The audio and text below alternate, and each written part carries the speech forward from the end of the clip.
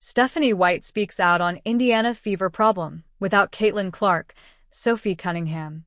Stephanie White looked to take the Indiana Fever back to the WNBA Finals for the first time since 2015, taking on A'ja Wilson and the Las Vegas Aces in Game 5 of the semifinals on Tuesday night.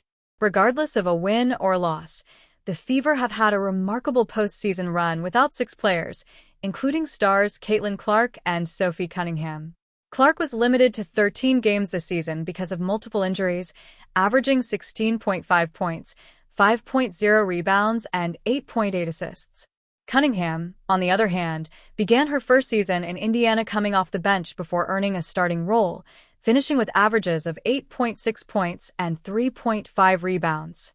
But a torn MCL in mid-August sidelined her for the rest of the year.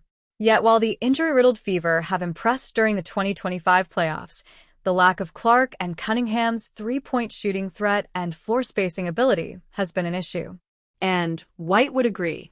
During the regular season, the Fever averaged 8.6 made three-pointers per game, but that number has dropped to 5.8 in the series against the Aces. Ahead of Game 5, White was asked about her team's recent shooting inconsistency and pointed to the absence of Clark and Cunningham as part of the problem. "Well, our floor spacers are off the floor and boots and crutches," White said. "I mean, the reality is, I'll bet if you go back and when Sophie and Caitlin are on the floor, our percentages are higher because they space the floor for everybody else. We get easier looks. They're not able to put as many bodies on Ub and Kelsey.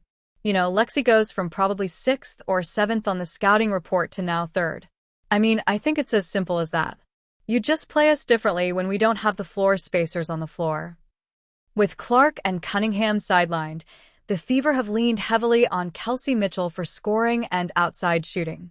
The All-Star is averaging 23.3 points in the postseason and has made 10 of Indiana's 23 three-pointers in the series against the Aces prior to Game 5.